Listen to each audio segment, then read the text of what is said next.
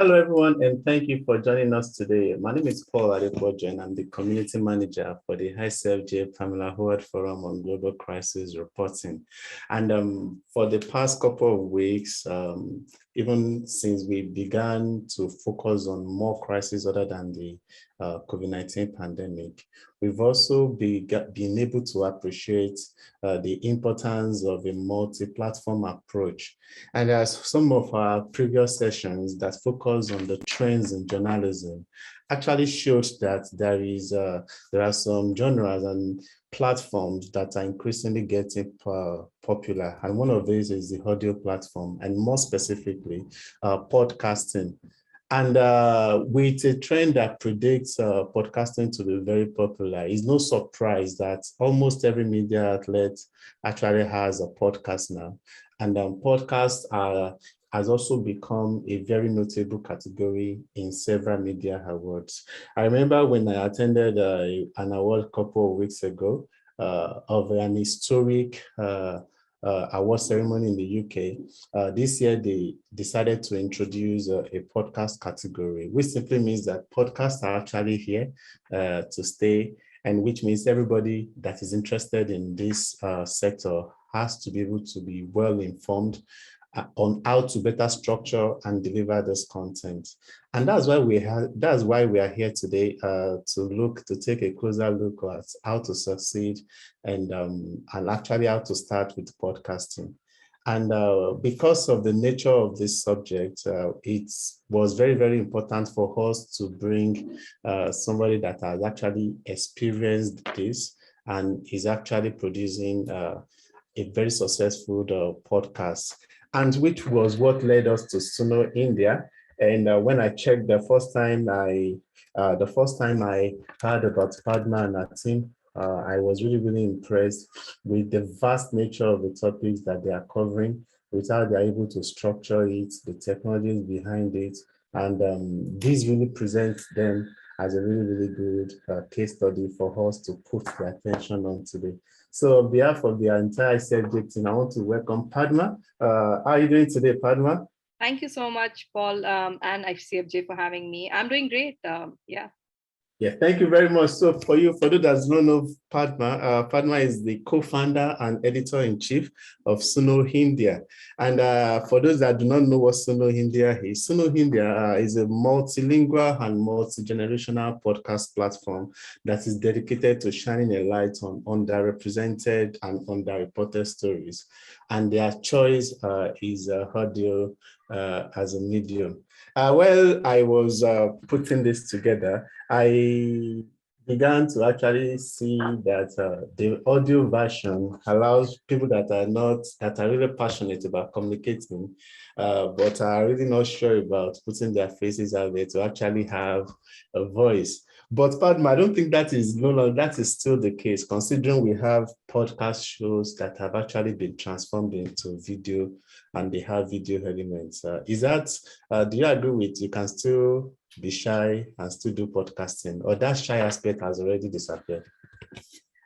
No, I think it's a separate thing. Like, I think for us, the reason why we decided to just stick to podcasts and only audio as a main medium was also because of the kind of topics that we were choosing. They were pretty sensitive.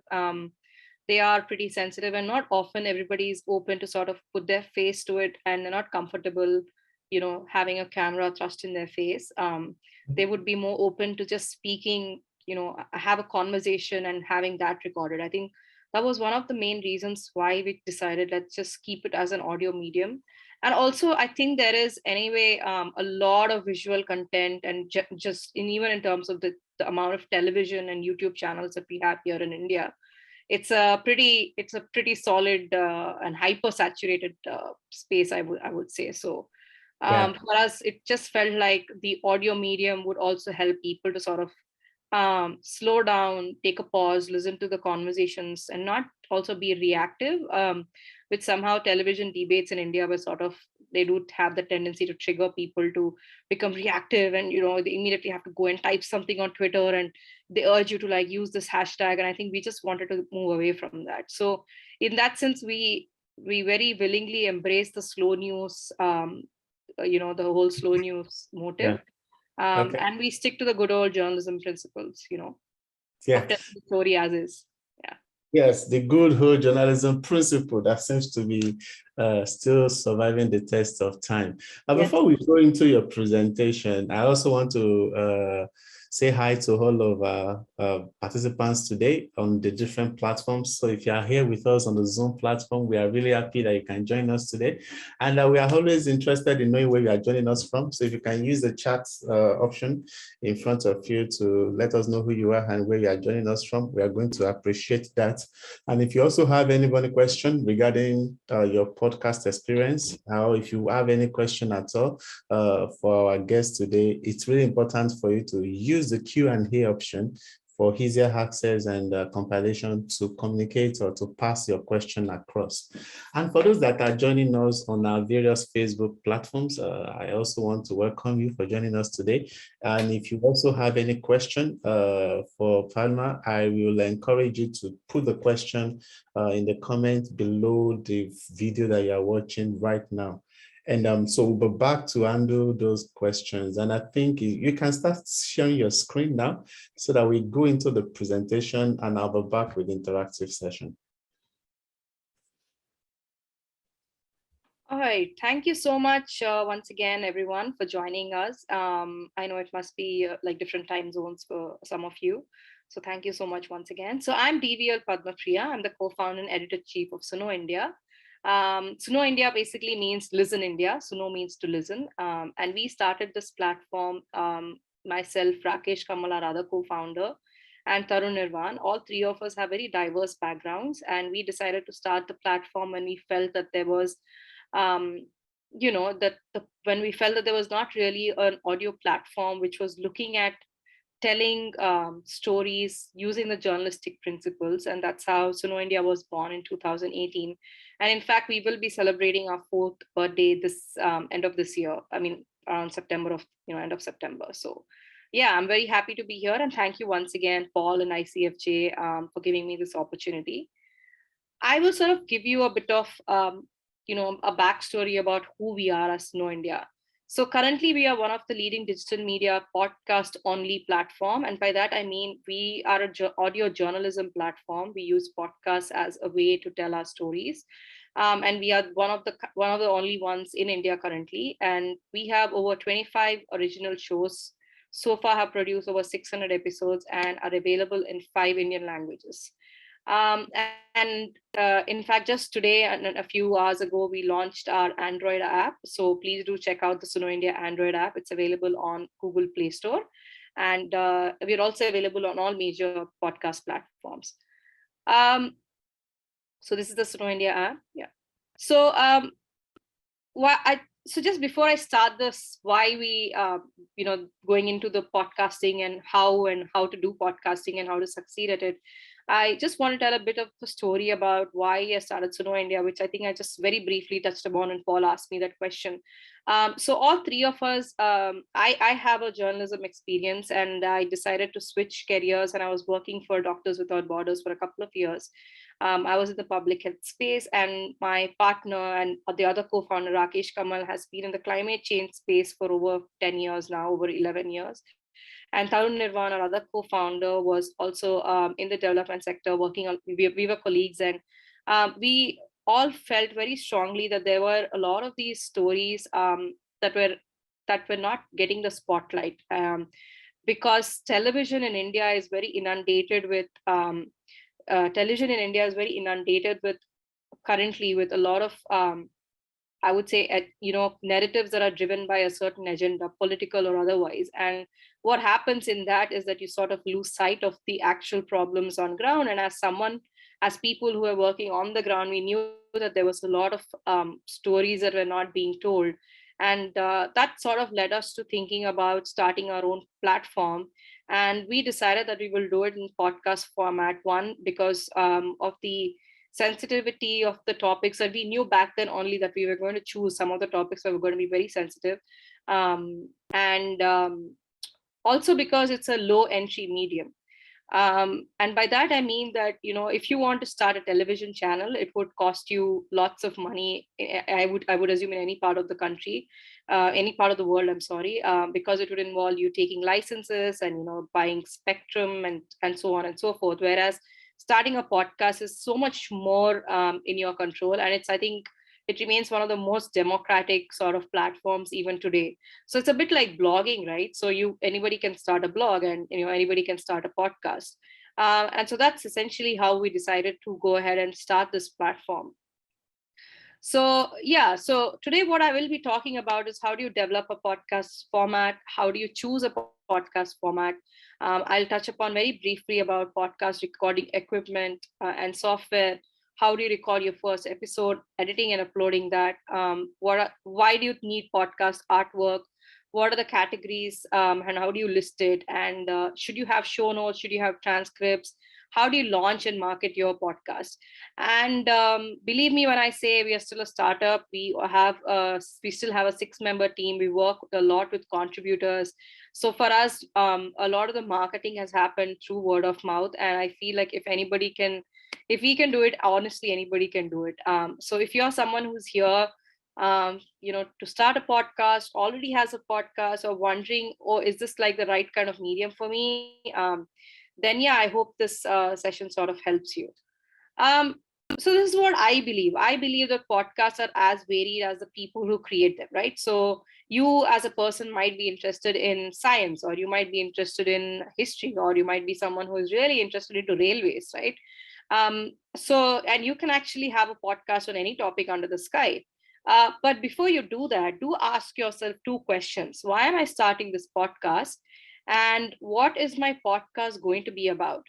And I think once you've answered the why and the what, rest of the concept does fall into place. So, for example, take history, right? So, if you decide to start a podcast on history, and say you want to start a podcast on a very specific topic, again within the history, because again, history is so vast. So, for example, I'll give you an example from Suno India itself. When we decided we'll start a podcast linked to history, we reached out to a journalist come historian who has been tracking the city that I live in, Hyderabad, history, and he had been writing quite a bit on Instagram. And I reached out to him and I said, hey, would you be interested in starting a podcast along with us? And he was really kicked about the idea, and that's how we sort of reached out. But we kept it very specific to the city's history, right? And how we do it is we tell the city's history, and we also do connect it to the socio-cultural issues which are sort of happening even today, and how that history continues to impact the city today, or our lives today, or our culture today. So think about that. Think about how your podcast can stand out, and then you'll sort of have your concept starting to fall in place. When we decided to start Suno India, we decided to start with a podcast which was very close to our heart, mine and my other co-founder and husband, Rakesh Kamal's heart, which was on adoption in India. Now, adoption in India is still a fairly taboo topic, and this was 4 years ago. And we had just adopted our daughter, and she had been with us for around 3 years, but we were still getting a lot of questions around adoption, and about why did you adopt, to what's the process like, and will you be telling her about her adoption, how will you tell her adoption story? So there were a lot of questions that we were being asked, and we decided that we would sort of use something that was so close to our heart, but we would also use it to create a podcast and almost like a resource for folks out there, who are planning to adopt, or who want to adopt, or who are hesitating to adopt and have all these questions. So that's how we went ahead and started Dear Pari, our first podcast, and we launched Suno India with this podcast. So once you ask this question about why you're starting a podcast, there are some common goals in podcasting, right? Like, and this is, I would assume it would be the same for whether you're starting a blog or whether you're starting a newsletter. One is you want to share, say, an important message, or you're trying to build your brand as an industry leader, or or an expert within your industry.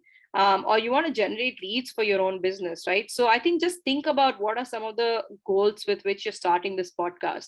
For us, it was important to start this podcast, the Suno India. We wanted to launch this with something where we had done a deep dive into the conversation around adoption from a personal, but also from a a mega sort of a point of view, right? So we sort of zoomed out from our, we sort of zoom in and zoom out of the from our story, and we talk about what are all the issues surrounding adoption in India. How do you navigate it? And we sort of did like a 360-degree sort of a dive into the topic, and we created a reported narrative podcast. Um, so yeah, in terms of your topic, like I just said, it can be as broad as pop culture, or it can be focused on discussions about, say, your apex courts rulings. Wherever you are, I'm sure there are like supreme courts, right? So you could, even do something like that. I think the only requirement which I believe is really useful and helpful to be successful in podcasting is that you have to be really passionate about it, and you have to be consistent about it.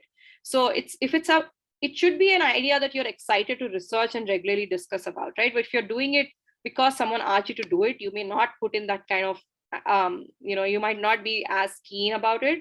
But it should, and even if it is something that, say, your organization wants to start, then see how can you sort of also bring in your sort of interest into it, right? So that's something that you can think about. Once you have an idea of what to podcast about, start doing a bit of market research. Look for your show's topic in Apple Podcasts and see what are the kind of podcasts that are already there in that genre. Look at, okay, what kind of stories are there, what kind of podcasts are there, how can my podcast stand out in this milieu of podcasts that are dropping every single day onto the internet. So once you have your theme and topic sorted, the next step is to sort of choose your podcast format. So if you are an avid podcast listener or someone who's just starting out listening to podcasts, you would have realized by now that podcasts have, say, a single host, or others are scripted stories, or some feature in-depth interviews. So I think the most important thing is to choose a format that fits what your podcast is about and what you're comfortable with.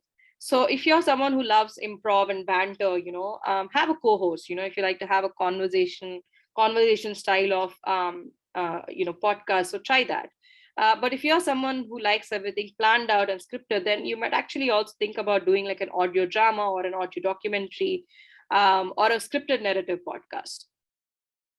So like I said, these are the kind of podcasts that are currently there. So typically serial podcasts that have a single theme for an entire season are like, for a full season, in the nonfiction space are called scripted nonfiction.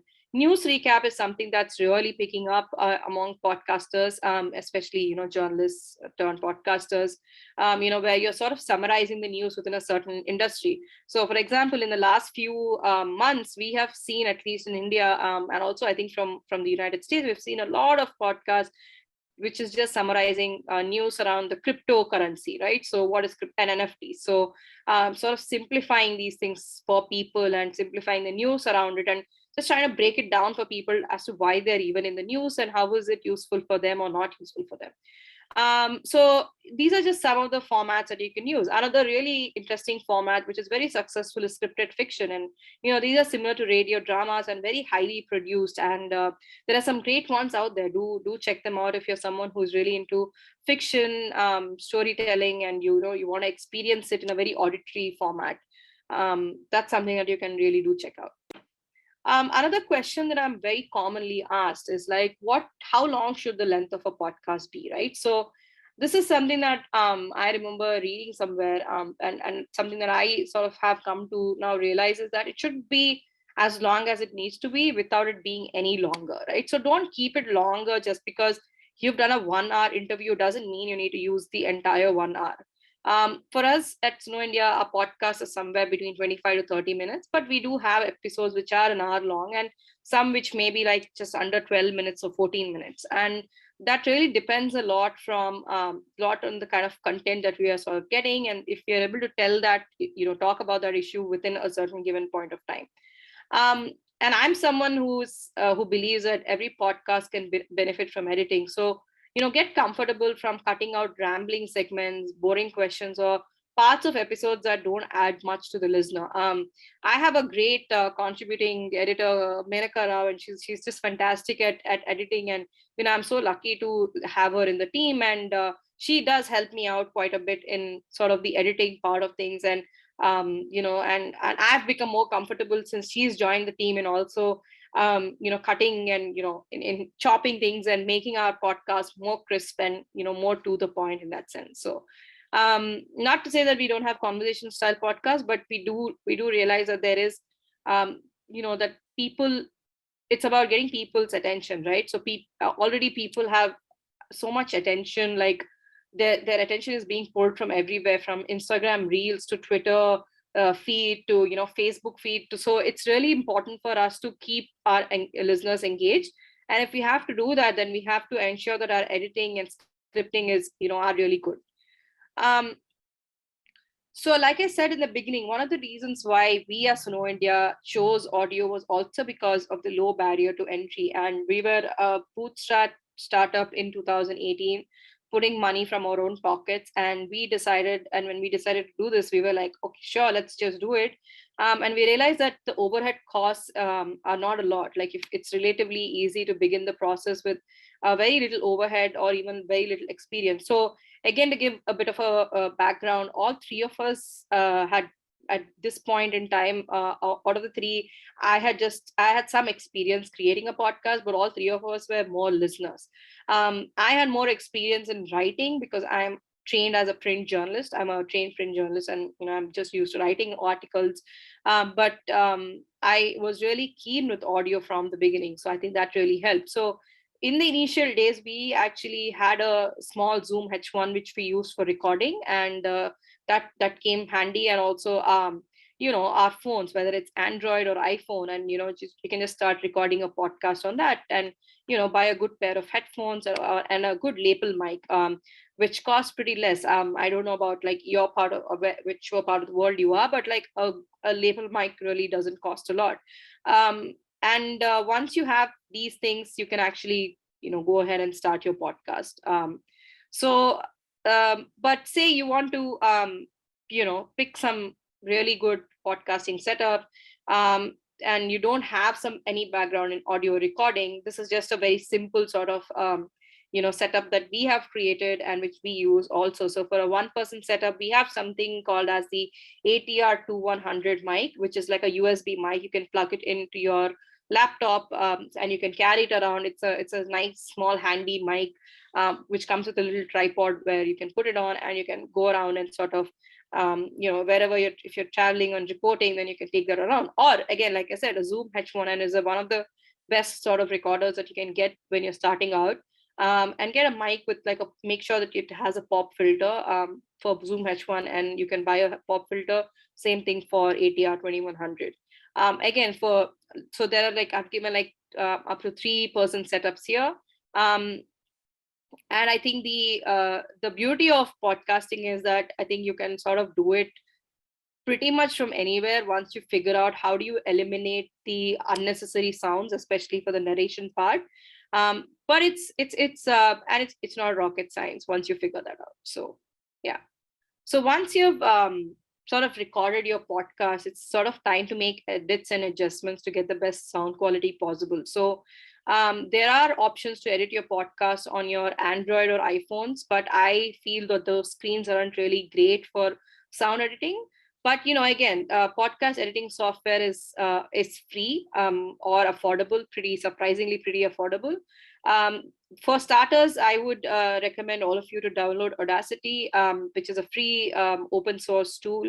It can be used on both Mac and Windows, and it's a great starting sort of a editing tool. If you already have a Mac, it comes with a GarageBand, which you can use for podcasting. Our earliest podcasts were edited on GarageBand.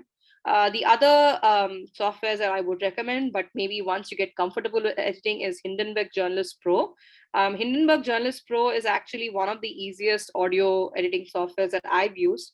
And I'm not someone who edits a lot of audio, and it's very easy to understand and quick to learn. They do have a trial version if you're a journalist. I think it's something like 90 days. And after that, it's, I don't remember the cost, but it's not too expensive. And then you also have, if you want to go more pro, then you obviously have the good old Adobe Audition.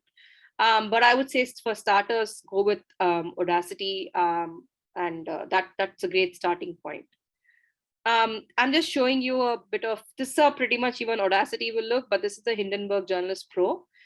Essentially, you will have to put your audio into different tracks. This is the first track will be, say, your voice, right? You as a host, and then the second track will be of the interview or the interviewee's voice, and the third track will be ambience, and the fourth track will be your intro and outro music. I know this might feel overwhelming in the beginning, but the more you practice, the better you get at it. Um, and the best part about Audacity and or all of them actually is that there are a lot of YouTube tutorials that are available, which actually teach you almost on a step by step how to use the software. So it's in that sense a very beginner friendly sort of a tool, and you can directly record in Audacity also. So do download Audacity and check out some of the YouTube tutorials that are available on YouTube, and there are tons of them. So I can't recommend any one in that sense, but like a lot of them are there. And of course, one of the things that has happened because of the pandemic is that we have had to shift to doing long distance recordings and not always go onto the field and meet people and record in person. So Zoom has become one of our go-to interview platforms for podcasting. It does have a pretty high quality audio, and people find it easy to use. Also, it allows you to save each speaker's audio, and very recently they've also added the echo cancellation and also other features to sort of eliminate any other disturbances. The other really good option is Riverside FM or Squadcast or Zencaster. We at Suno India, we use Riverside FM. Again, there are free versions for this, but if you are someone who is going to be recording quite a lot, like we do, we have multiple shows, so we have a pro version that we have subscribed to. So there are plenty of subscription options available for all of them. Do check it out. And this is where things get real, right? Like recording and editing your first episode. So once you record your episode, a lot of potential podcasters in our experience tend to sort of give up because things get plain difficult and technical, and they're like, oh my god, like how do we do this, how do we edit, and then they just get caught up. So I would recommend that you sort of do like trial recordings and do trial edits before you go in for your actual first episode of your show. And before I forget, I'm sorry, I should have told this right in the beginning. The NPR has a great podcasting blueprint format. I think I highly recommend everyone to sort of download that, whether you're starting off or if you already have a podcast. I think that NPR blueprint, podcast blueprint, is really, really helpful to sort of to sort of make you ask some critical questions about why you're starting the podcast, who your audience will be, what kind of, how many episodes do you want to do, and also gives you like a format in terms of like, what kind of a format do you want to choose. So it sorts of helps you put things down in writing, because I think that's really helpful for us when you're starting off something. So the NPR blueprint, just Google it, the podcasting blueprint, and you should find it. I'll try to find it at the end of the session and put it in the link in the chat box otherwise. Don't give up here at the editing stage. Do remember that even the best podcast had to start with a few bad episodes and bad edits. And every show and every show host eventually finds their footing, and they keep getting better, as they record new episodes. And this has been our experience as Suno India. A lot of our I think majority of our podcasters and people who are working with us are all first-time podcasters. They were all journalists, whether print, digital, web or TV, but podcasting was a fairly new space for them, and everyone also feels that their voice doesn't sound good. Like when I heard myself the first time in the first episode of our podcast, I absolutely hated my voice, and apparently there's a huge scientific reason behind it. And I remember reading an article about this. So don't think that you sound bad. You don't. That's just how we are tuned to, I think, listen to our own voice. So don't give up at this point. Keep at it. The other thing that really helps when I was talking about the NPR blueprint is also this, like writing a podcast outline, right?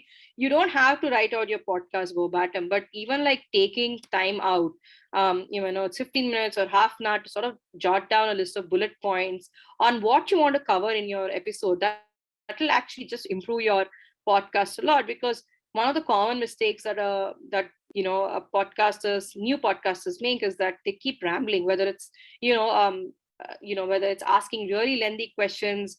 So I think the best way to sort of fight this tendency is to write a podcast outline. And if you're working with a co-host, make sure that you share the outline with them, so you are working together and you'll be on the same page, and it'll sort of prevent your conversation from going down a rabbit hole. We recently started a new format, and trying out, in fact, we're trying out a new format for our Suno India show, which is our current affairs show. In that call, calling it In Our Opinion. And, in this, me and my Menaka and I, as co-hosts, we sort of, we take one topic and we sort of break it down and we sort of discuss about it. So we started the first episode talking about the marital rape exception that happened in India, where basically, a judge ruled that marital rape is not rape. And we sort of spoke about it. We expressed our opinions, but we also went back to sort of looking at how this even came about, and the history of it, and what is sort of driving this sort of a patriarchal attitude even today. And so we did write down points for that.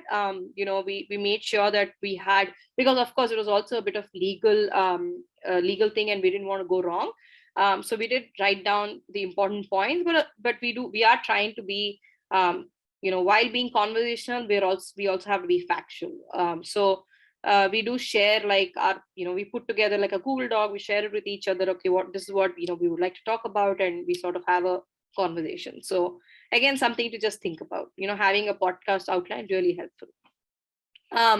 So pick a place to record.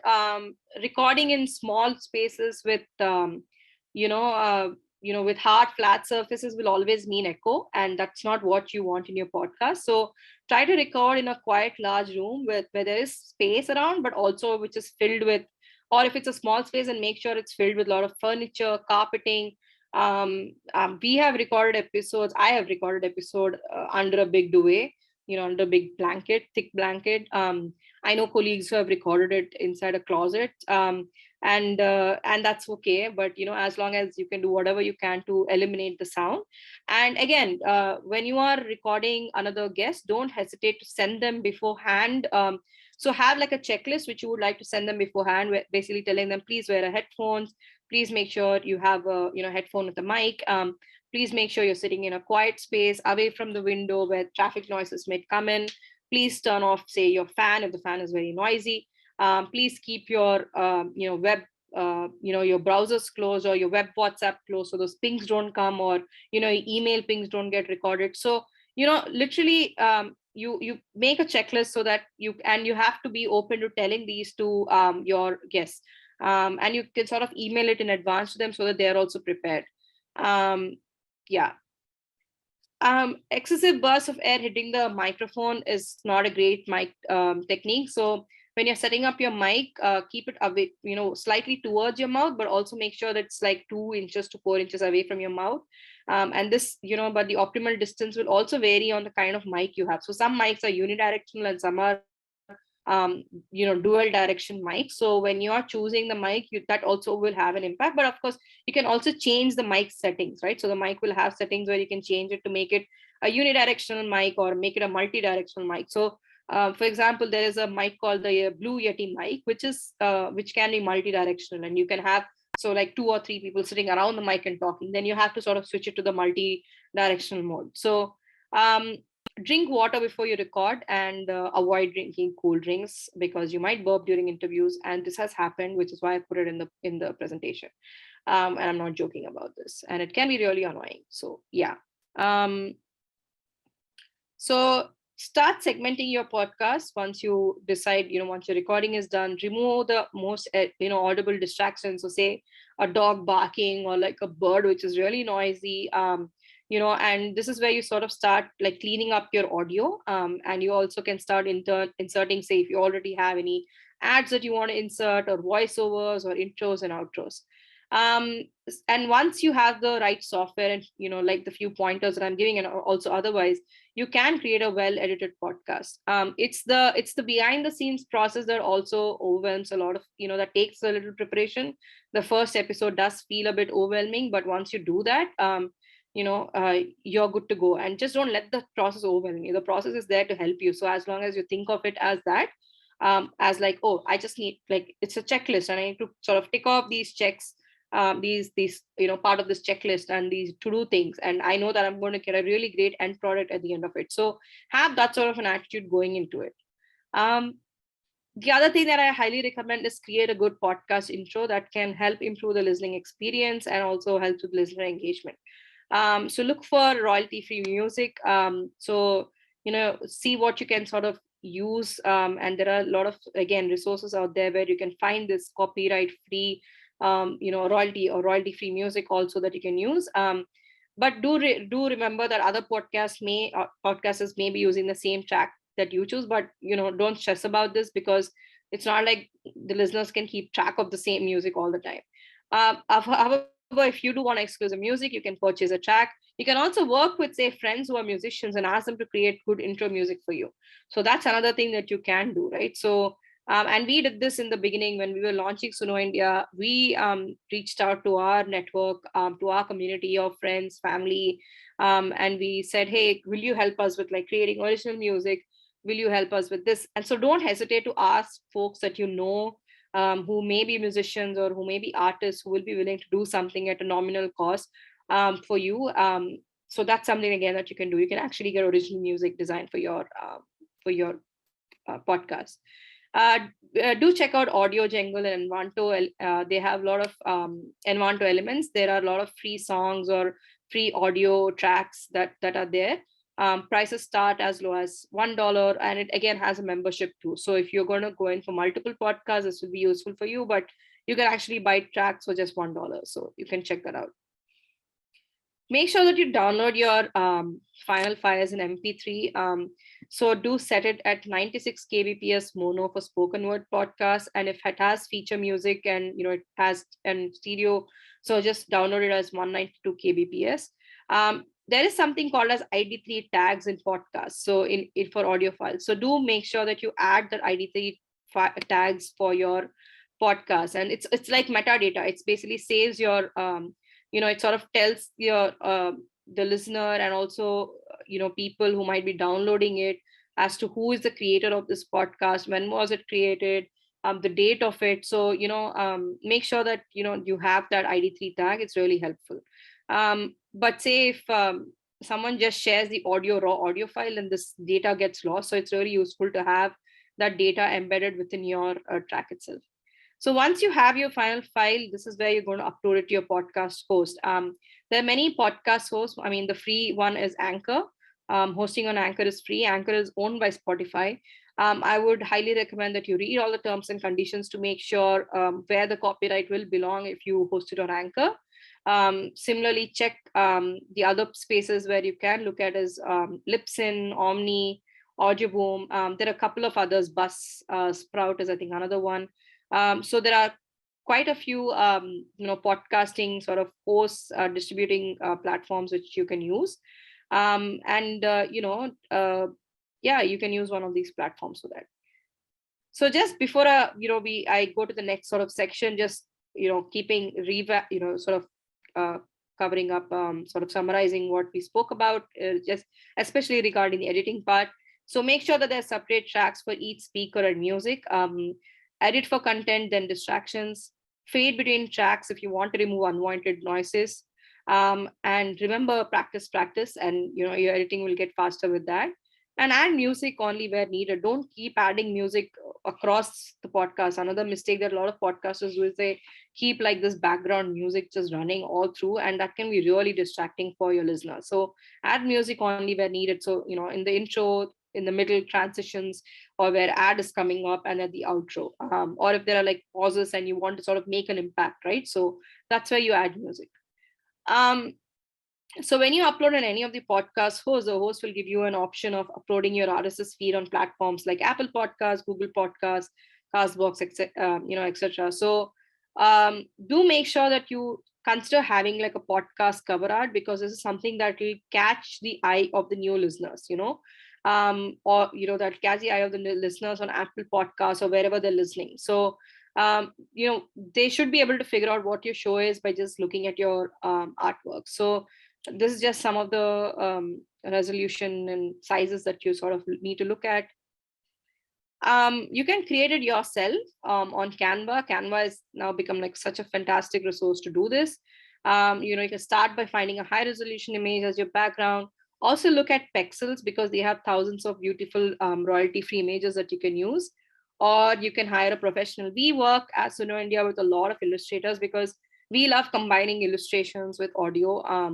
And in fact, for our first podcast, Dear Pari, we had episode art for every single episode. And, of course, as we kept adding more podcasts, that wasn't really sustainable or feasible. So we couldn't do that. But all of the podcast cover arts that you now see on the screen have been designed exclusively for Suno India by illustrators, from the community. So we do work with multiple illustrators, and we've been actually quite lucky to find some great illustrators to work with. So again, you might know some illustrators or graphic designers who are friends or in the network, or find spaces, say like any of these freelancing websites, and you can put up there and ask them if they would be interested in sort of doing a cover art for you.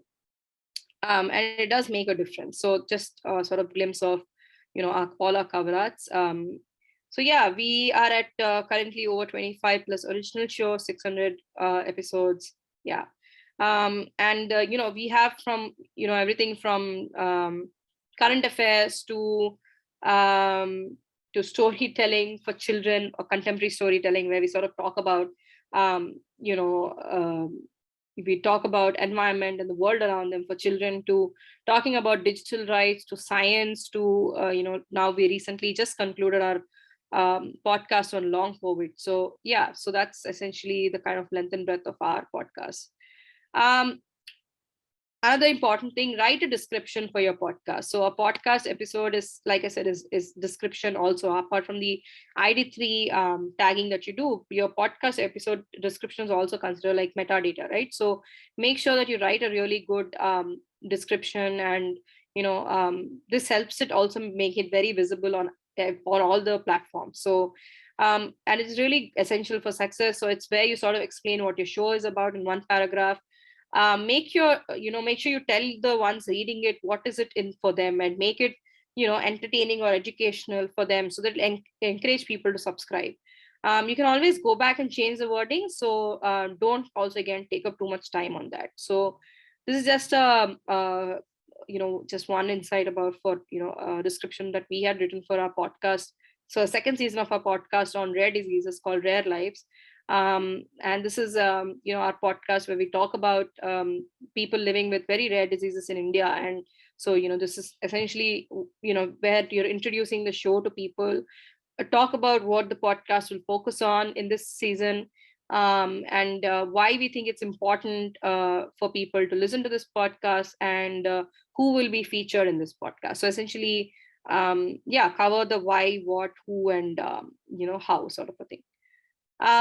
Again, very important to optimize how your podcast appears in Apple Podcasts, and once you do it on Apple, it sort of gets reflected everywhere in other podcast hosts. So make sure that you pick the right podcast category for your show. So say if you have news, then there are subcategories also, right? So make sure that you're sort of doing that, so this can sort of help boost your show's visibility. Apple also has a form. Again, I'll try to find the link to it and share it, and maybe Paul can send it out later, where you can sort of, if you're launching a podcast and if you think it's unique, you can actually write into there the ones who are sort of compiling the new launches, the ones for the banners, and you can sort of send them your podcast and tell them that this is what we're launching, and would you be able to feature it? And if they're interested, they might pick it and feature it. So yeah, like I said, just once you get listed, then make sure that you're there everywhere, and make this part of your marketing strategy. So from the Spotify's to the Apples to if there are local music slash podcast aggregators in your country. Like we have something called as Geo7 in Ghana. So if you have someone like that in your country, make sure that you also reach out to them and tell them that, hey, would you be interested in sort of hosting a podcast on your platform?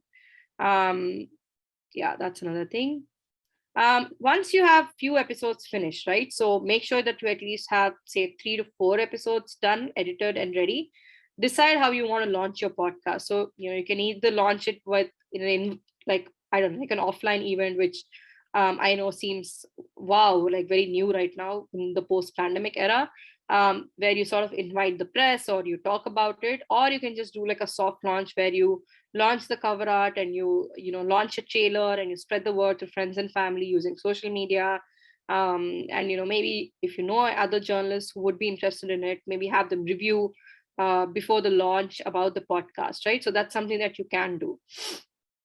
And remember that even if the average podcast, because remember, you are fighting amongst you're trying to stand out amongst millions of podcasts at this point. So even if your podcast gets a little over 100 listeners in the initial months, that is good.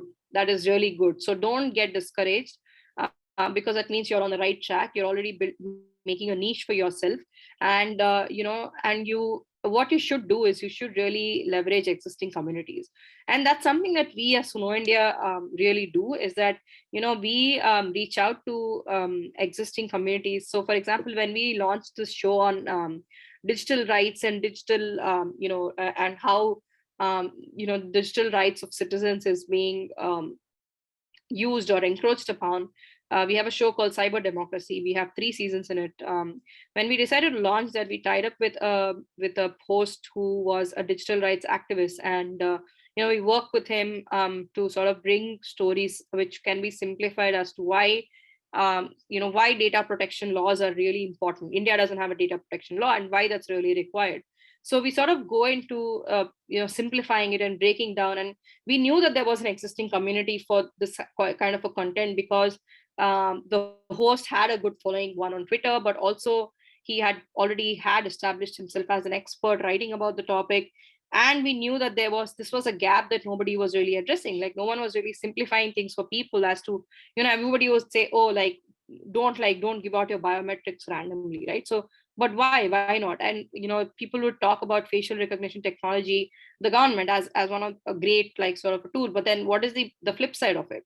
So we knew that there were people curious to get answers for it, and we knew that the community was there, and we sort of leveraged the existing community when we launched Cyber Democracy. Then we went on to partner with the Internet Freedom Foundation in India and other similar organizations to sort of build on that community and to sort of keep it going.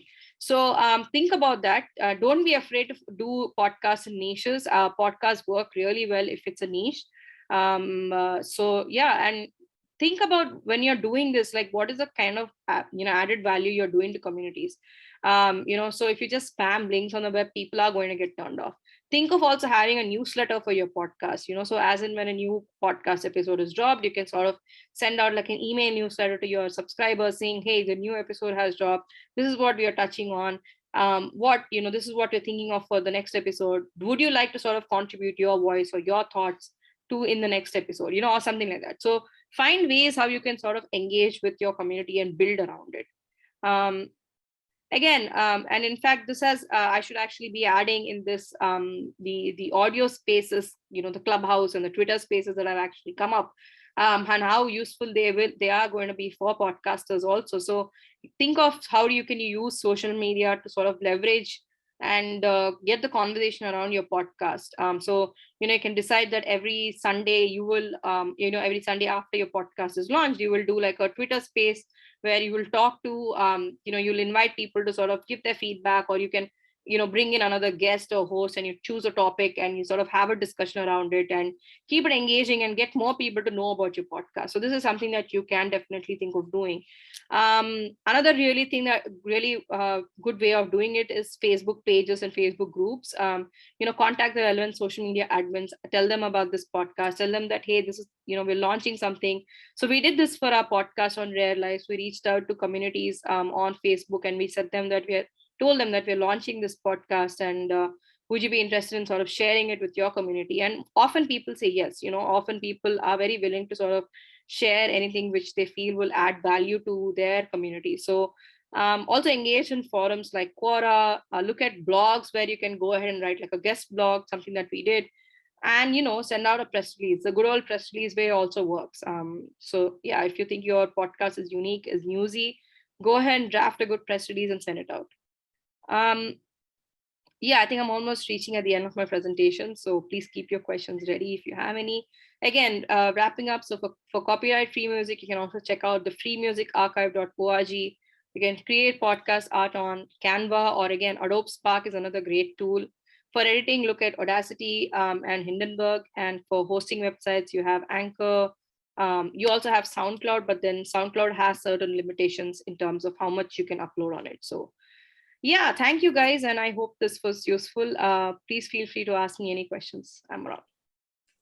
Thank you very much. And really thank you. We have lots of questions already. Let's stop sharing the screen. Sure. And, 1 second. Yeah. Yes, thank you very much. I would like you to catch your breath for a minute. And we'll have some participants that would like to actually talk directly. And I would like to start with Abi Mishola, who I think is planning to launch her own podcast. So Abi Mishola, before you ask your question, how did you arrive on the issue you want your podcast to focus on? Where are you currently? And what advice would you like Padma to give you? Okay, good. Well, it's morning where I am. So good morning, everyone. My name is Abi Mishola. I am about to launch a podcast literally in like a couple of weeks. I am in the US, but I was born and raised in Nigeria. And my podcast is called Japa Diaries. It's on the experience of African immigrants in the diaspora. And I kind of landed on this because I've been in the US for close to 8 years now, and I know the kind of mental crisis it put me through, the identity crisis, trying to fit in. What does it actually mean? Because many of us come here just for school, but we don't know what the reality of living, in a foreign country is like. And it is very niche, so I think it'll be very successful as a podcast. And I know that there are so many African immigrants in the US alone. There's over 2 million of us. So I know that there's an audience for this. And I think even first generation children of African immigrants might stand to benefit from this. Maybe they can understand their parents better. My question today is, I'm trying to figure out how to better reach my audience. And one of the things I've been looking into is YouTube. So right now we are recording solely as an audio podcast because that is where our budget lies. And I'm wondering, is it worth it to put audio only, whether it's just 10 minutes out of a 30, 40-minute episode? Is it worth it to put these things on YouTube? Since there's so many video podcasts out now on YouTube. Yes, Padma, thank you very much. You can take that, you can answer the question, yes. Hey, congratulations, first of all. That does sound like a very interesting podcast. And yeah, please do send out the link even to me. I would love to listen in. I think, so I don't know about, I don't know about the US, but very recently YouTube in India launched a podcast section. So please do check that out. See if it's worth putting your podcast there. That's something that we are still figuring it out as Suno India, frankly. But to your question, yes, it's completely fine if you want to put your podcast as an audio only on YouTube, but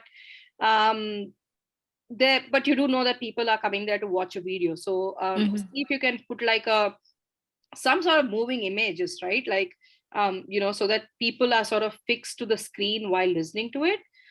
So do think that, so that will require some amount of editing for you to do. So just think in those lines, because, but I do know that there are some podcasts who do put out like they're only audio only, and but I think it would be more effective. The ones that really work really well are the video podcasts. I don't know why they're called video podcasts anyway, are the ones where they do see people sort of talking to each other, and it's and it's recorded and put there. So, and it doesn't really have, when they do put it out, it doesn't have really high editing in that sense, because people are also anyway focused on the conversation and not really on the people. So again, it really depends a lot on the kind of wavelength and the time you have for doing this, but I do think that it will have takers. Yeah. But the other really good way of sort of doing this can also be, do check out this for everyone, do check out something called as headliners. So you can actually use headliners to sort of cut important pieces of your podcast and sort of use it to make like short reels and video reels, and you can put like moving images and everything, and you can use it for promotion and on Instagram and so on. So headliners are a really great tool to sort of again promote your podcast. Thank you very much.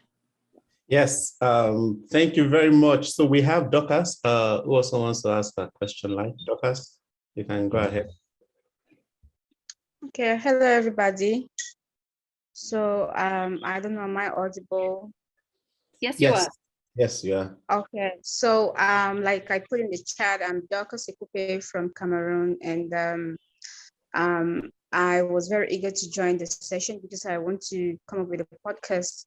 But my podcast is going to be on long reports and documentaries, because I've lived in rural communities, where we have indigenous peoples and refugees, crisis zones. And so I really want to document the stories that I see every day. Uniquely, I really love audio podcasts. Since I want to be working on long reports and a documentary podcast, my first question is, should I be the only voice? Like, should I be the one to record, or can we work two of us? Can I look for another person to, when the report is written and the person records, or should I be the only one to do that?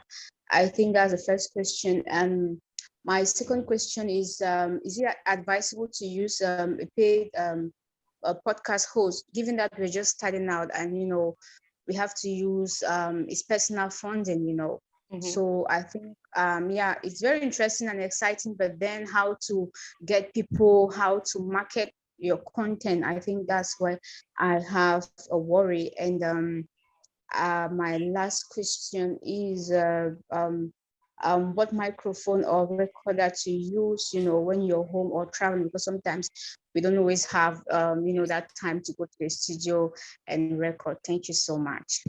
Yeah. Hey, Dorcas. That sounds like, again, another very interesting podcast. And to answer your question, should you have a host, a co-host, or if you should be the only host, it honestly depends on you. So we have done reported narrative podcasts where we've only had one host. So Menaka Rao, who is a contributing editor, she did a podcast on tuberculosis, and the second season of it is on long COVID. And she's the only host in that, but she does bring in multiple voices of people sharing their stories of surviving tuberculosis, and of doctors talking about the disease burden and so on. So it really depends a lot on the topic that you're choosing. Like you said, it's going to be more a documentary sort of a driven podcast. I would think just you could work, but again, really depends on you as to why you want to bring in a second host also matters, right? If you think the second host can bring in also their, say, networks or also their expertise on the topic, then yes, go ahead, bring a second host, and you can sort of then, sort of have some sort of then you can script your podcast, and you can take parts, so some parts you're reading out as a narrator, or you're doing the interviews, and the other part he does it, so, or he or she. So depends on a lot of factors. So for example, if it's where where you're placed in one part of the country and they're in another part of the country, and you think that they can also bring in perspectives from there, then yes, think of a multi-host podcast. With regards to, I think your second question was about money, am I right? No, about the mic. I had shared in the presentation, so ATR 2100 is a great mic. If you are someone who has a it's a USB mic, so you can plug into your laptop and take it around. The other option, which I said is going to be is a really good Zoom recorder. So Zoom has recorders from H1 to H6. H1 is a great starting off recorder. Zoom H2 is great, H3 is good too, and Zoom H5 is great too. So it depends again on like the kind of mics you want to add to it and how many people you are going to be interviewing. But a great and it's really good for for people on the move. So check out the Zoom recorders, and you can look up the YouTube reviews on this and see what fits your sort of budgets and your needs, and take a call. And the other part is whether you should use a host. Yeah, I mean, having a host, a podcast host, basically sort of takes the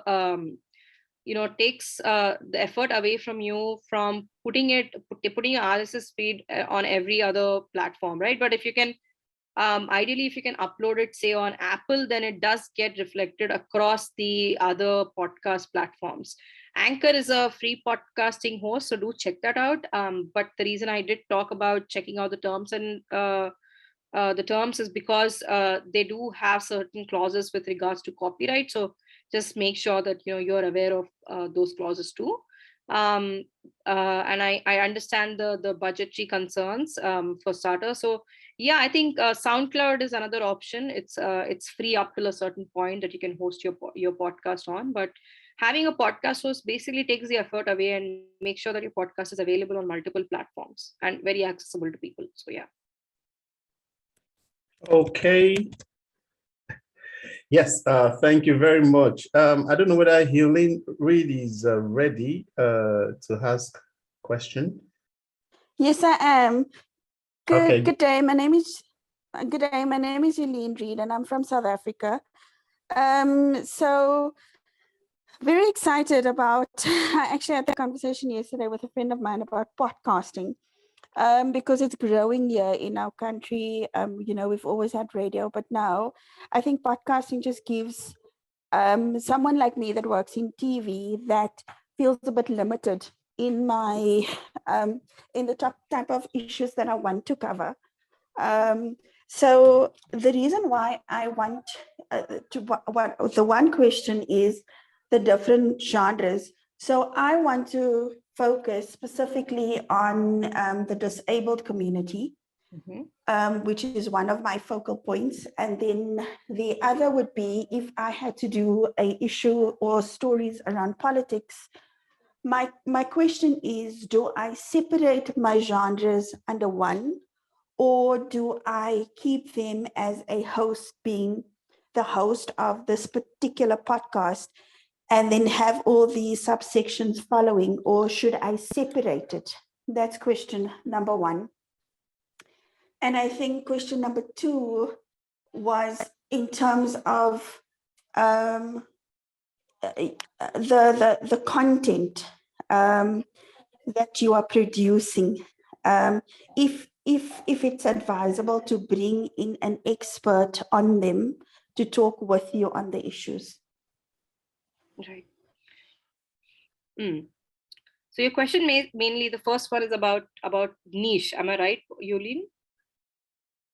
That's correct. Okay. So like I said, I think podcasts work if you create a niche for yourself for the topic. And the whole, I feel like one of the biggest points of podcasting is that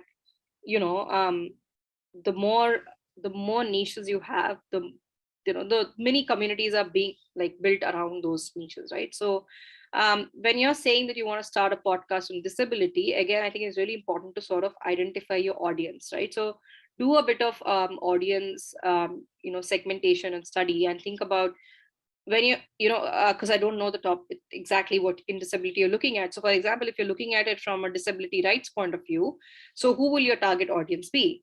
Or is it if it's going to be about people from the disabled community sharing their stories, then again, who is your community, who is your audience going to be? So I think creating niches are important, but also create it knowing with the back, be very aware of who your target audience is going to be. So do think of that as to who are you targeting this podcast towards, and what is your podcast aim therefore, when you're targeting towards this audience. Like, are you going to like you have some sort of a call to action, or is it purely from an awareness and purpose, and or is it like an do you want to use it like an advocacy tool? So there are different ways to sort of look at it, even when you're creating niches. So for us, when we, for example, launch some of our podcasts, for us, we do it purely from an awareness point of view, but we are very aware that this may not cater to the audience between the ages of 18 to 25, for example. But again, we have a podcast on careers, which is directly catering to that audience, right? So we knew going in that it's a niche again, because we're looking at careers which are not really spoken about a lot in India. So say someone who is in the packaging industry, or someone who is working in the solar industry. So we brought in people who work in those industries to share their stories, and that actually is one of our very successful podcasts. So think about the audience while you're also creating a niche. So I think that's really important. I hope I've answered your question. I think there was another question about. Don't worry, I think I I do would. not. Yeah, I'm sorry, I couldn't keep track. Yes, so we have this question from Hani. Hani would like to know, what if you work on 2 or 3 teams? How do you choose a title or name for your podcast channel to be well representing of your content? Hani, I mean, I would think when you're saying 2 or 3 themes, that's quite broad in itself. Are you talking about a broad theme and then subcategories, sub-themes around under it? Because then that would help your listener really well. Because if they're coming in to listen to say a podcast on pop culture, and then you suddenly are talking about, I don't know, something else about sustainability in it, then of course you can talk about sustainability and pop culture. So if you can make those linkages, that's fine, but it's really important not to confuse your listeners and to have like a focus theme. Or if you're choosing a broad theme, so for example, we have a podcast, the Suno India Show, which is on current affairs. It's pretty broad, and we do like cover news. We cover news under it. So it's really important that for you to sort of decide like a main theme and then maybe like sub themes under it, because otherwise it'll get really confusing for your listener. And then, like I said, do your market research, and to decide the name of your podcast, guys, like if you have a name in your head, the first thing you got to do is Google and see if that name is not already taken by others. That's just the starting point of how to decide a name for your podcast. I struggle with naming our podcast. Our other co-founder Rakesh and Tarun and Menaka, they usually are the ones who come up with names. I'm not really great at this naming part of it, but yeah, definitely do your research before you you decide to call your podcast something, and then you go out and find out, oh, there's a podcast like that already in South Africa. So think about those things also. Okay, thank you very much. Another question for you. So this goes thus: I work as an editor and journalist for a community newspaper, and the area does not have a radio station and access to alternative voices. How can I improve on my format and approach to reporting the news and getting to the people? Okay, so we work a lot. We have worked in the past with community radios where we have given our podcasts to be aired on their community radio.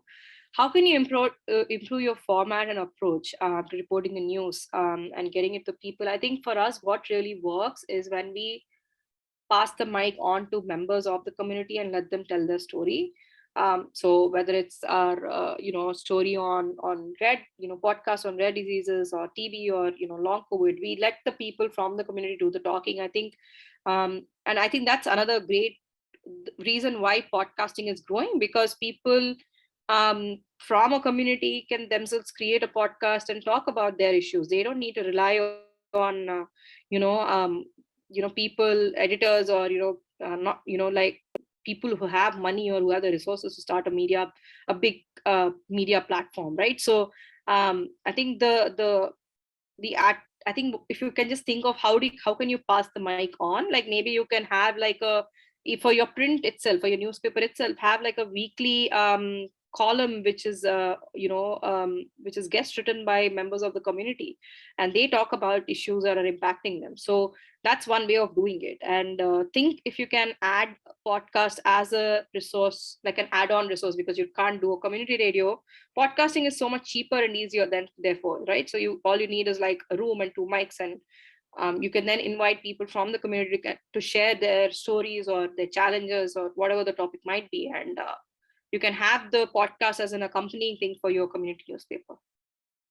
Yeah, thank you very much. Another question. Hello, I'm a radio producer and I want to know the process of improving a podcast replay. Podcast replay.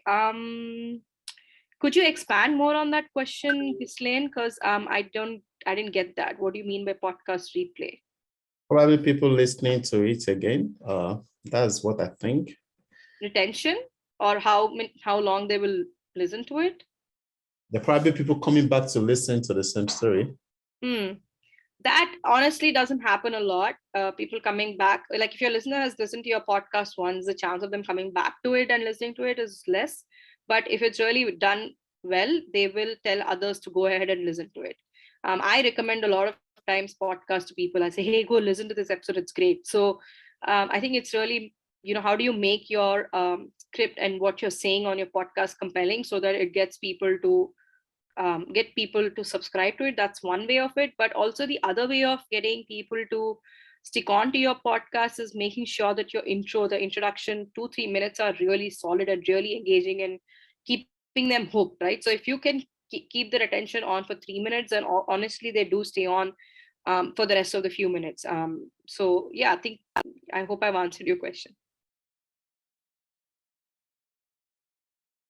Okay, sorry, my mic is off. So we have another question on how do you make money from podcasting, and probably the kinds of ideas for somebody that is just starting. How do you make money from podcasting? Guys, this is, like $1 million question for a lot of us in the, the only places where podcasting is right now making a lot of money is US and UK and Australia. And, it's because podcasting has been here for a while, and it's gotten saturated in a lot of other places like Brazil, India. We just heard someone from South Africa. It's just beginning, right? So not a lot of people are seeing podcasts as a great way to, to advertise. And only now it's picking up in India. So advertising is one source for you to, to make money. The other way is, say, if you are starting a podcast on a issue that you think needs to be covered, then you ask your listeners to support you. Make sure that at the beginning and end of every episode, you're telling them to support your work. Maybe have like a patron page or whatever works in your country.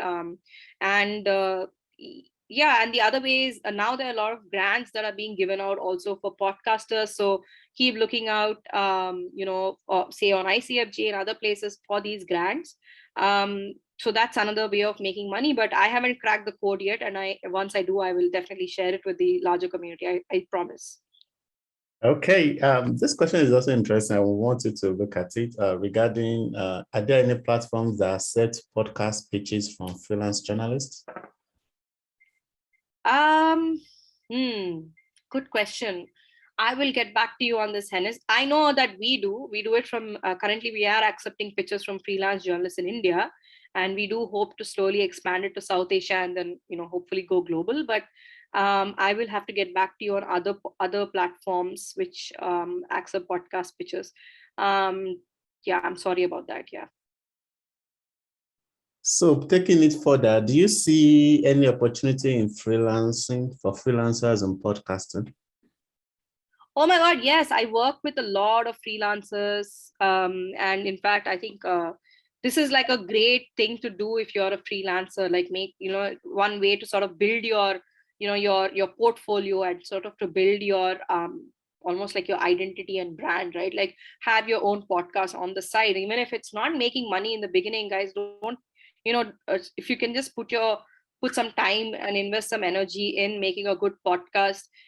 If you can do one season well and then convince somebody to support you and sponsor the second season or in the second year or something. I mean, that's another great way to sort of just as a freelancer to earn extra income, but also to sort of put your work out there, and there are people, publications who are always looking for people with some podcasting experience. So then you can always go and tell them show them your portfolio and tell them that you have podcasting experience. So I definitely think for freelancers, this is a great opportunity. Okay, yet another question for you. Okay, and I think this goes to localization of podcasting. So thanks a lot for a great Zoom call on podcast. We have many languages in India. What are the opportunities for podcasting in regional languages?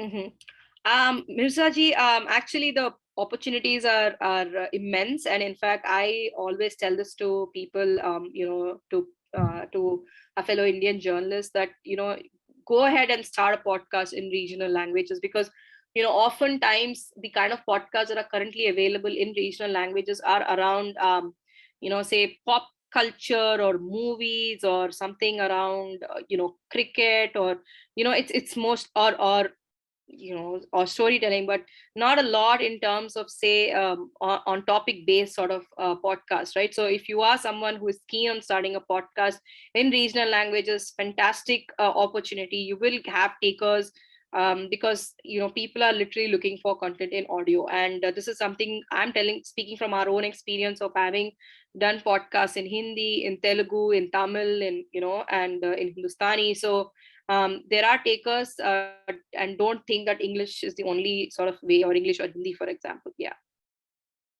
Yes, thank you very much. So there's still a lot of questions that I have for you, and our time is fast spent. So let's start. Journalists that conduct interviews and they want to transform their audio interviews into podcasts, what advice can you give on this?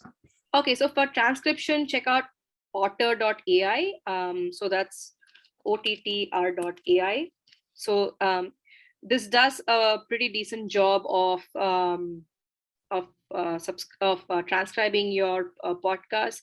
Definitely check that out. The other option is, if you have any Android or even now Apple, any phone, frankly, they do a pretty decent job of transcribing your audio. Otter also has like a smartphone app, so if you can put it on your while interviewing itself, it does live transcribing. So that's another way of doing it. So but definitely have transcripts, because it will help you during editing.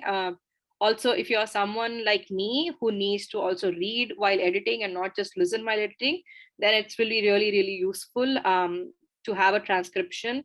And also from an accessibility point of view, having a transcription will help you will help people who are hard of hearing to follow your podcast by reading the transcript. You can also use a transcript for social media content. Then you can identify like the good sort of sound bites, sort of picking it out and then putting it in your headliner videos. And of course, definitely, if you're planning to do like show notes and stuff, having a transcription will really help. Okay, so we are back to another round of questions. I'll make this as brief as we can.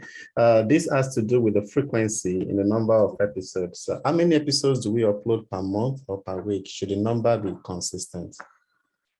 Ideally, yes, a number should be consistent. So say you decide to do your show to be like a bi-monthly sort of a podcast. So say every 14 days you want to, or 15 days you want to upload a podcast, and make sure that you're staying consistent. If you're thinking of doing it weekly, then make sure that it's weekly. So there is how many ideally, so there's no ideal number. There are podcasts which are also dailies, right? So you have the daily, you have news shows which put out like these news bulletins, right? So but definitely think of being very consistent with your frequency, because your listeners subscribe to it and they're waiting almost, if it's a great podcast, they are waiting for the next episode, right? So they get tuned to, by the fourth episode, they're tuned to like receiving your episode every Thursday or every 15th of the month. So try to be be consistent with that, with your releases of your episode. And believe me, it does take time, but you will get there.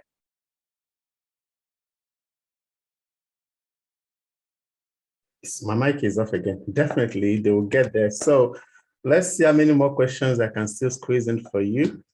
And so we have this other question on how to write a script. Does it have any basic rule? What quick tips can you give? So quick tips for this. So think in audio, there is nothing visual, right? So see how can you make it more descriptive? How can you make it more visual? So describe the person you're speaking to, describe what they're emoting if you're doing like a video call or in-person interview. Describe the house that they're living in or where you're interviewing them. Describe, say, the place that you're traveling to while recording the podcast. So say you are going to a remote place, remote village in the mountains. Talk about that. Talk about how you and collect those ambient sounds, right? You got into a bus, you collect the ambient sound of the hustle bustle of the bus, and then you go to the mountain, and then you're, and the ambient sounds around there. Like one of our really well-done episodes was from the coasts of India, from the southern part of India, done by an environmental journalist called Sharada, and she spoke about how climate change was affecting the fishermen there and how they were adapting to it. And it's fantastic, just the ambient sounds, because one, you're hearing, of course, the sound of the beach and everything, but then she goes to this fisherman's house who is adapting to climate change and the fact that there has been overfishing and sometimes he's not able to get enough fish. So he's adapting by having like chickens and like having a small farm. And in the podcast, you can actually hear the clucking of the chickens and and a cow moving, and all that actually adds, it adds. So it's like you're literally it's like in writing you describe it, right? But in audio you can actually add all these audio elements and make it so much more descriptive. And say you act, and in fact on Envanto and other places you can actually find these ambient sounds also that you can add, right? Like the sound of the wind, or say you're doing a podcast about people who have survived a hurricane, right? So then you sort of make news montages and you put it in. So there's so much that you can do, and it really depends a lot on your creativity and your patience and what you want to do, and how you want to do it. So you're mute again. Yeah, the very last question. Hopefully, what is an acceptable length for a podcast? Yeah, Yuli, I did touch about this in the presentation. There is nothing like an acceptable length, right? Like it really depends on the kind of content. And if you think that the conversation or the content you're bringing in is really interesting, and if you find it interesting, and if you don't find it boring, or if your best friend doesn't say, oh my God, what are they talking about? Then that's an acceptable length for a podcast. But say after 15 minutes, people are getting zoned out, then you know that you need to do work on editing that podcast and making it tighter. So I think like an acceptable length really depends, like let the content sort of decide that for you. But say 30 minutes to 1 hour is a good length.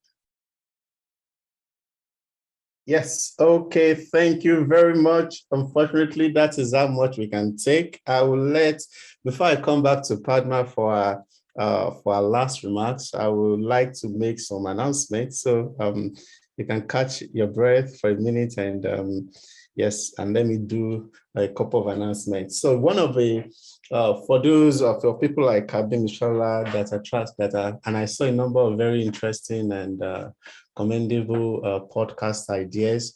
I'd like to let you know that this month, last month we had a story contest, but this month the attention is on creative new media, and which is why what we are doing this month is really get towards a podcast and media entrepreneurships.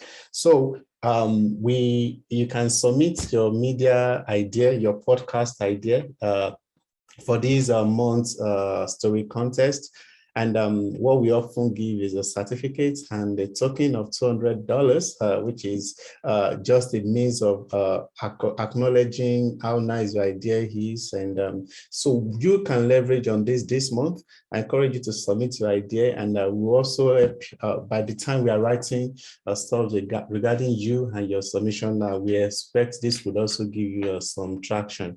So this is why we're having the podcast. So if you have a podcast already, I encourage you to submit it. And I also encourage you to join us next week when we'll be starting a 2-part training on media entrepreneurship. So we already have hundreds of registered participants already. So in which we'll be talking about different ideas, and every idea, as long as it has to do with new media and content creation, is welcome. So that is what our attention will be this month. So please ensure that you file in your submissions, and we're going to amplify it. Another thing that don't worry, we are going to ensure that you get the link. Another thing that I also want you to do is to ensure that we are having a survey that is currently ongoing.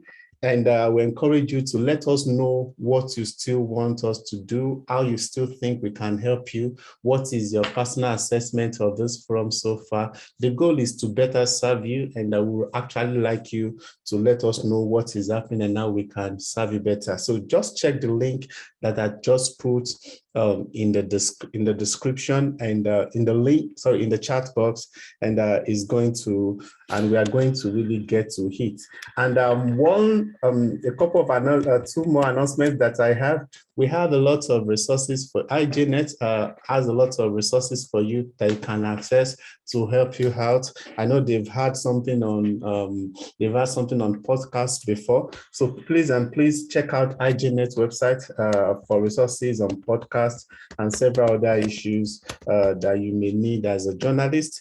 And you can also gain more insights about, IJNet.org. Sorry, I got that wrong. So, and you can also get insights about this forum and other initiatives from the International Center for Journalists by visiting ICFJ's website on www.icfj.org.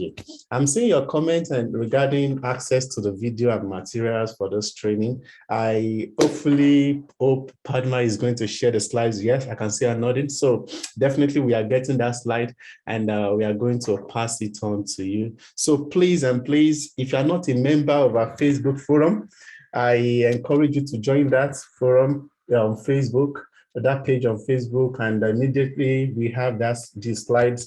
We are going to drop it, and we are going to share it with you. And I think those are the announcements that I have for now. And one quick announcement that I also have. This one is targeted for our participants that are in the UK. We are going to have an in-person gathering in the first week of October, October 6th, and we are going to be interacting, we are going to be connecting, and it promises to be an exciting time. So I want you to really join us. I want you to be part of what is going to happen. I want you to be part of our conversation, and so that we can actually have these beautiful time talking about our individual experiences. So we are going to be meeting at the British Museum. We are going to be exploring the installations, we are going to be connecting, and we are going to be having a great time together. It's happening October 6th, which means I'm going to be reaching you live from the British Museum on Thursday, October 6th. If you're in the UK and you would like to participate, I encourage you. We have a lot of goodies, and it's an exciting opportunity. So the link for registration, I'm going to put it now, and I encourage you to be part of it. So just be part of our Facebook forum, where we have a lot of exciting stuff happening, and we are going to get it down. And for now, that is some announcements that I have for you. And as I wrap up, I will go back to Padma now for our closing remarks. And in a nutshell, what do you think the take home for this session should be for our participants? Start a podcast. It's not hard. It's not rocket science. There's a lot of resources out there. A lot of free resources also out there. And if any of you want to sort of brainstorm your idea with me, please feel free to drop an email to me. I've just shared my email ID on the chat. I might be a little slow on replying to emails because I'm traveling till the 21st, but I will definitely get back to all of you. And yeah, if I can be of any help in any other way, please let me know.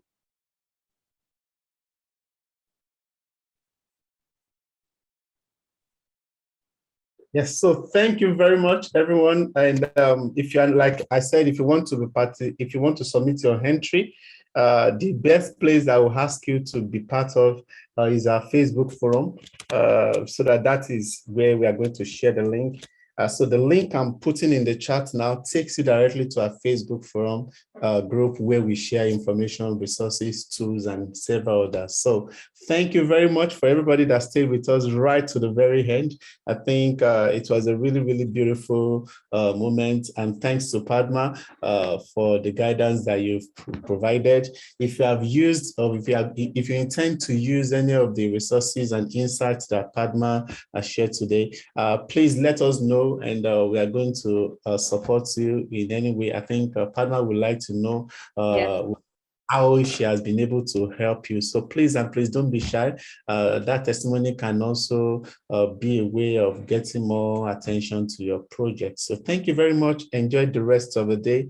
And I think, that email you are spending, the easiest way for you to get these materials is in the Facebook forum. So please, and please click that Facebook forum more than you are dropping the email address, and I will take it from there. Enjoy the rest of the day.